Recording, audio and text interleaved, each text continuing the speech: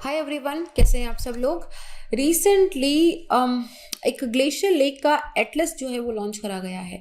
थोड़ा सा पीछे जाओ, लगभग 5 महीने पहले की बात है। उत्तराखंड के अंदर ग्लेशियर लेक आउटब्रस्ट हुआ था, जिसके बारे में हमने काफ़ी डिटेल में बात करी थी कि ग्लेशियर लेक आउटब्रस्ट क्या होता है, क्यों होता है, ग्लेशियर लेक क्या किस तरीके से बनती है, और पर्टिकुलरली क्लाइमेट चेंज का क्या इम्पैक्ट है, why it is becoming a very very big danger. हमने बहुत डिटेल में बात करी थी। I will share the link in the end of the video also.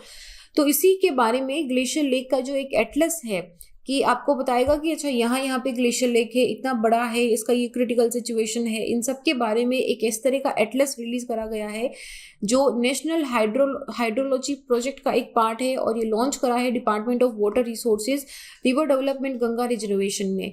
तो ये क्या है कि क्या ये ग्लेशियर लेक एटलस है। जैसे हम लोग एटलस पढ़ते हैं ना, तो उसमें क्या होता है, हमको सारे मैपिंग दिखती है कि कहाँ पे कौन सी लोकेशन है। तो सिमिलरली ये ग्लेशियर लेक एटलस क्या करेगी कि आपको गंगा रिवर बेसिन के अंदर कौन कौन से ग्लेशियर लेक्स हैं वो बताएगी। In the catchment of like 2,47,000 का स्क्वायर किलोमीटर का कैचमेंट एरिया है, वहां पे बताएगी। इस स्टडी पोर्शन के अंदर ट्रांस बाउंड्री रीजन भी और a major part of the India जो है वो कवर करा गया है। और ये एटलस आपको नेशनल हाइड्रोलॉजी प्रोजेक्ट में आपको दिखाऊंगी भी। We will go to the website also and we will also see कि किस तरीके से आप इसमें देख सकते हो, यूटिलाइज कर सकते हो। ये जो इसका यूटिलाइजेशन क्या होगा कि एक तो जो आप इसको वाटर रिसोर्स प्रोफेशनल के लिए यूज कर सकते हो, रिसर्च के लिए, and most importantly disaster management के लिए, because that is why I said you कुछ 2 साल पहले सिक्किम के अंदर, उसके बाद नॉर्थ ईस्ट में बहुत frequently, then in Uttarakhand also glacier lake outburst एक काफी फ्रीक्वेंट डेंजर हो चुका है, काफी लाइक फ्रीक्वेंट डिजास्टर बनता जा रहा है, क्योंकि क्लाइमेट चेंज हो रहा है, ग्लेशियर्स बहुत तेजी से मेल्ट हो रहे हैं, ग्लेशियर लेक जो है वो बहुत तेजी से ओवरफ्लो हो रही है, एंड एट अ पॉइंट उनका पानी, and that also these main activities, infrastructural activities जो हम हमारे माउंटेन एरिया में, वनरेबल एरिया में करते हैं, उसकी वजह से भी ये काफी वीक हो जाते हैं, और उनका पानी सडनली एक excessive water that all flows with just one flow, एक बहुत बड़ा तेज पानी का बहाव आता है, और वो it has adverse impact on like the lower catchment area। तो ये इसलिए मतलब ये पर्टिकुलरली स्टडीज के लिए, रिसर्च के लिए, डिजास्टर मैनेजमेंट के लिए एक्सट्रीमली एक्सट्रीमली हेल्पफुल है। We will look into that also. Utility क्या होगा, कोई भी ग्लेशियर लेक जिसका एरिया 0.25 हेक्टर से ज्यादा है, उसका इसने पूरा एक कॉम्प्रिहेंसिव एंड सिस्टमेटिक डेटाबेस बनाया है। ये भी बात करेगा इसमें, मतलब हमने क्या करा है कि हाई रेजोल्यूशन डेटा से बनाया है। सो ये ऑल्सो लुक इनटू कि क्लाइमेट की वजह से, क्लाइमेट चेंज की वजह से इसमें कितना चेंजेस आ रहा है, उसका एरिया कितना एक्सपेंड हो रहा है, ग्लेशियर लेक का एरिया कितना एक्सपेंड हो रहा है। तो आप इसका हिस्टोरिक पास्ट में कितना एरिया था, फ्यूचर में क्या प्रोजेक्शन हो सकता है अगर इसी तरीके से ग्लेशियर मेल्ट होकर इसमें बढ़ता रहा, तो that also will be seen. ये जो एटलस है ये ऑथेंटिक डेटा दे रहा है, और ये आपको पीरियोडिक मॉनिटरिंग देती है। ग्लेशियर लेक के अंदर पीरियोडिक मॉनिटरिंग बड़ी इंपॉर्टेंट होती है, क्योंकि क्या हो रहा है, ग्लेशियर कंटिन्यूसली मेल्ट हो रहा है, उसका पानी कंटिन्यूसली उस लेक के अंदर आके जम रहा है। तो स्पेशल एक्सटेंट में वो एक्सपेंड भी हो सकती है, श्रिंक भी हो सकती है। अगर श्रिंक होगी तो उसका मतलब है कि वहां पे आसपास के जो एरियाज हैं, जो रूरल एरिया है, वहां पे पानी की दिक्कत होगी। और अगर एक्सपेंड हो रही है, फैल रही है, तो इसका मतलब है कि एक टाइम पे आके वो ब्रस्ट हो सकती है, वो फूट सकती है, और सारा पानी नीचे बह सकता है। तो दोनों चीजों के अंदर इसीलिए regular and periodic monitoring of glacier lake बहुत इंपॉर्टेंट हो जाता है। And also with the formation of new lake also, कि नई लेक कहाँ बन रही है, कौन सी जगह पे बन रही है, उस एरिया का स्लोप एंड टोपोग्राफी कैसा है, कितना पानी वो एरिया होल्ड कर सकता है, ये सारी चीजें होगी। ये जो एटलस है it will be in the conjunction with the glacier information, जिनकी retreat and climate impact studies में हम बात करेंगे। ये जो इन्फॉर्मेशन ऑन ग्लेशियर लेक है, ये उनका टाइप कैसा है, किस तरह की ग्लेशियर लेक है, उसकी हाइड्रोलॉजी कैसी है, पानी कितने ग्लेशियर से मेल्ट होकर इसमें आ रहा है, जिस एरिया में ये लोकेटेड है उसका स्लोप क्या है, उसकी टोपोग्राफी क्या है, इसके आसपास में कितनी लेक्स है जो ये इनसे एसोसिएटेड है, एंड ऑल्सो इन सारे क्राइटेरियाज को देख के क्रिटिकल कितनी है वो ग्लेशियर लेक, इस चीज पे ध्यान रखा जाएगी कि उसकी क्रिटिकलिटी कितनी है। Central and state disaster management authority जो है ये इसको यूज करेंगे ताकि डिजास्टर मिटिगेशन प्लानिंग के लिए इसको यूज करा जा सके। So we are going to have a look into कि ये किस तरीके से पूरा दिखता है। देखो यहाँ पे जब आप bhuvan.nrc.gov पे जाओगे ना तो आपको यहाँ पे प्रोजेक्ट के अंदर दिखेगा कि एक ग्लेशियर लेक का मैप दिखेगा। So you can go there, this will open up. यहाँ से आप बेस लेयर चेंज कर सकते हो, satellite map, shaded relief, river, आप इस तरीके से लेके आ सकते हो। So will just shift to satellite, है ना, सैटेलाइट डेटा पे शिफ्ट करेंगे हम। तो this is the map of the India. As you can see आपको यहाँ पे ब्लू पैचेस दिखाई दे रहे होंगे, है ना। तो हम ये जो ब्लू पैचेस आपको दिखाई दे रहे हैं, जैसे कि ये काफी बड़ी लेक है, तो यहाँ पे आप जैसे ही क्लिक करोगे आपको ये दिखा देगा कि यहाँ पे एक सब बेसिन है रोंगचू का। इसका ये यहाँ पे this is the Brahmaputra river के एरिया के अंदर ये आता है और इसका इतना बड़ा एरिया है, इस एलिवेशन पे है। यहाँ पे ये आपको पूरी टोपोग्राफी भी यहाँ पे दिखा देगा। Let's just have a look कि हम कहाँ देखें, which area we should look. हम यहाँ देखते हैं कश्मीर के अंदर, ठीक है। Let's have a look it here. As you can see this particular is where, ये वाली ग्लेशियर लेक कहाँ पे मिलेगी हमको, ये है हमारी इंडस की सियोक रिवर जो है इसके बेसिन के अंदर है। सिमिलरली आप काफी जो एरिया आप देख सकते हो कि सारे ग्लेशियर का पानी मेल्ट होकर यहाँ पे आ रहा है। इसका टोपोग्राफी कितना होगा, किस तरीके से ये जाएगी, you just have to click on the glacier lake और ये आपको इन्फॉर्मेशन दे देगा कि कितने एरिया पे है। और जैसे कि ये छोटी सी लेक है, ये 10 हेक्टर की लेक है और ये काफी बड़ी दिख रही है। सो ऑब्वियसली सी बात है कि ये लगभग 30 हेक्टर के एरिया के अंदर ये लेक फैली हुई है। Similarly as you can see कि आपको काफी सारे यहाँ पे ब्लू डॉट्स दिख रहे होंगे। तो ये जितने भी ब्लू डॉट्स आपको दिख रहे हैं ये सारे के सारे, अच्छा ये डेटा आपको सडनली, ये तो क्लाउड्स हैं, all these things you see these white patches, ये क्लाउड है और यहाँ पे रिफ्लेक्शन बहुत ज्यादा हो गया है, इसकी वजह से डेटा थोड़ा डिस्ट्रॉय हो गया है, ठीक है। मतलब ये happens, this happens with remote sensing, it's very usual thing actually. So you can just go and check and play with this also कि कहाँ पे है। जैसे हम लोग ये देखते हैं कि कहाँ पे है ये वाला, this is in again Indus Shyok river के अंदर है ये, ठीक है। हम थोड़ा ब्रह्मपुत्र के अंदर देखिए क्योंकि इसके अंदर ये पूरा Himalayan glacier lake information system है, ठीक है। एटलस आपको यहाँ पे मिलेगी, मैं आपको इन्फॉर्मेशन दिखा रही हूँ। एटलस आप गंगा के यहाँ पे जाओगे तो पूरी एटलस मिल जाएगी। ये पूरा एक पीडीएफ है, you can see it on this PDF कि which is where and how it is happening, as you know, like let me just show you this is, मतलब ये इस तरह की information when you see it in reality ना, तो थोड़ा मुझे लगता है और भी ज़्यादा इंटरेस्टिंग लगता है कि you can go and explore it by yourself.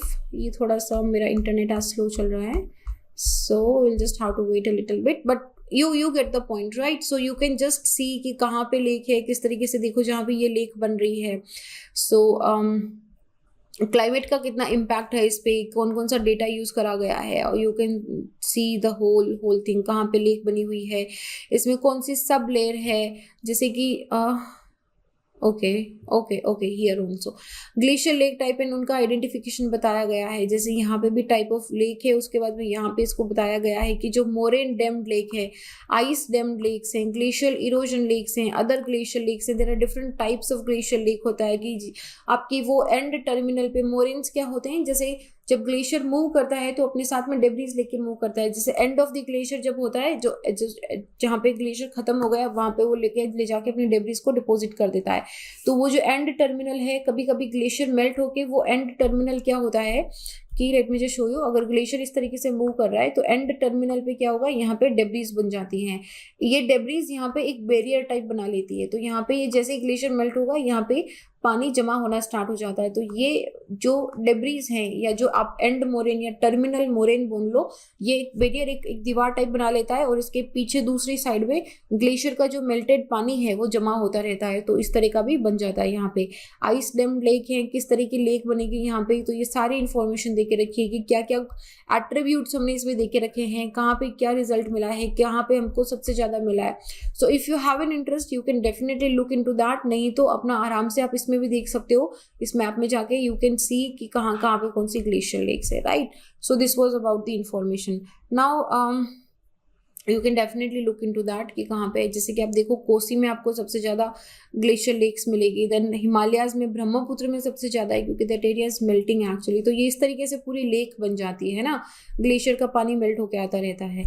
River basin की हमने बात करी थी। रिवर बेसिन क्या होता है? रिवर बेसिन वो एरिया होता है जहाँ से पूरी जितनी भी ट्रिब्यूटरीज हैं वो अपना पानी बहा के लाके एक मेन स्ट्रीम के अंदर डाल देती है, जैसे गंगा और उसकी ट्रिब्यूटरीज हैं।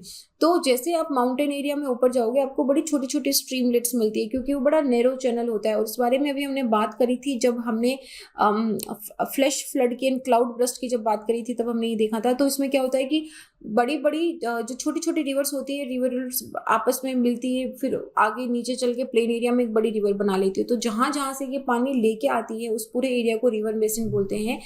ये सरफेस वाटर, रेन वाटर दोनों जितना मिला जुला के पानी होता है वो होता है।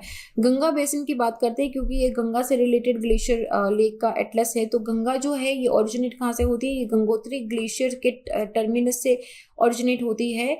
यहाँ पे गंगा जो है ये भागीरथी और अलकनंदा जब मिल जाते हैं ना तब गंगा बनती है, गंगा ओरिजिनेट नहीं होती है।